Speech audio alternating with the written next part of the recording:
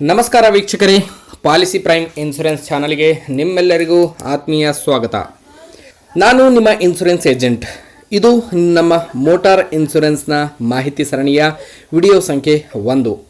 ಇವತ್ತಿನ ವಿಡಿಯೋದಲ್ಲಿ ನಾವು ವಾಹನ ವಿಮೆ ಅಂದರೆ ಮೋಟಾರ್ ಇನ್ಶೂರೆನ್ಸ್ ಎಂದರೇನು ಮತ್ತು ನಮ್ಮ ಭಾರತದಲ್ಲಿ ಪ್ರತಿಯೊಂದು ವಾಹನಕ್ಕೂ ಇನ್ಶೂರೆನ್ಸ್ ಮಾಡಿಸುವುದು ಏಕೆ ಕಡ್ಡಾಯ ಅನ್ನೋದರ ಬಗ್ಗೆ ಸಂಪೂರ್ಣ ಮಾಹಿತಿ ತಿಳಿದುಕೊಳ್ಳೋಣ.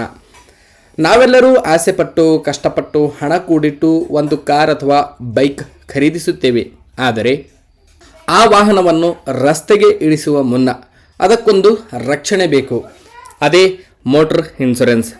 ಸರಳವಾಗಿ ಹೇಳಬೇಕಂದ್ರೆ ಮೋಟಾರ್ ಇನ್ಶೂರೆನ್ಸ್ ಎನ್ನುವುದು ವಾಹನ ಮಾಲೀಕರು ಮತ್ತು ಇನ್ಶೂರೆನ್ಸ್ ಕಂಪನಿಯ ನಡುವಿನ ಒಂದು ಒಪ್ಪಂದ.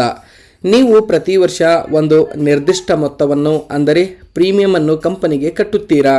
ಅದಕ್ಕೆ ಪ್ರತಿಯಾಗಿ ಅಪಘಾತ, ಕಳ್ಳತನ ಅಥವಾ ನೈಸರ್ಗಿಕ ವಿಕೋಪಗಳಿಂದ ನಿಮ್ಮ ವಾಹನಕ್ಕೆ ಹಾನಿಯಾದರೆ ಅಥವಾ ನಿಮ್ಮ ವಾಹನದಿಂದ ಬೇರೆಯವರಿಗೆ ಹಾನಿಯಾದರೆ ಆರ್ಥಿಕವಾಗಿ ನಿಮ್ಮನ್ನು ರಕ್ಷಿಸುವ ಜವಾಬ್ದಾರಿಯನ್ನು ಇನ್ಶೂರೆನ್ಸ್ ಕಂಪನಿ ತೆಗೆದುಕೊಳ್ಳುತ್ತದೆ.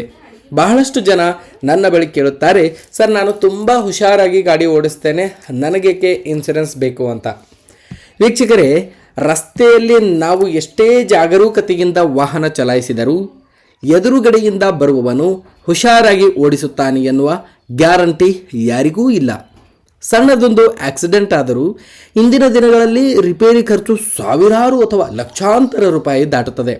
ಇಂತಹ ಅನಿರೀಕ್ಷಿತ ಆರ್ಥಿಕ ಹೊರೆಯಿಂದ ನಿಮ್ಮನ್ನು ಮತ್ತು ನಿಮ್ಮ ಕುಟುಂಬದ ಉಳಿತಾಯವನ್ನು ಕಾಪಾಡುವುದು ಇನ್ಶೂರೆನ್ಸ್ನ ಮುಖ್ಯ ಉದ್ದೇಶ.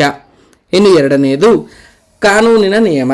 ಭಾರತದ ಮೋಟಾರು ವಾಹನ ಕಾಯ್ದೆ 1988 ಪ್ರಕಾರ ರಸ್ತೆಯಲ್ಲಿ ಚಲಿಸುವ ಪ್ರತಿಯೊಂದು ಎಂಜಿನ್ ಚಾಲಿತ ವಾಹನಕ್ಕೂ ಕನಿಷ್ಠ ಥರ್ಡ್ ಪಾರ್ಟಿ ಇನ್ಶೂರೆನ್ಸ್ ಇರುವುದು ಕಡ್ಡಾಯ. ಇಲ್ಲದಿದ್ದರೆ ಟ್ರಾಫಿಕ್ ಪೊಲೀಸರು ದಂಡ ವಿಧಿಸುತ್ತಾರೆ ಮತ್ತು ಕೆಲವೊಮ್ಮೆ ನಿಮ್ಮ ವಾಹನವನ್ನು ಜಪ್ತಿ ಮಾಡುವ ಅಧಿಕಾರವೂ ಅವರಿಗಿರುತ್ತದೆ.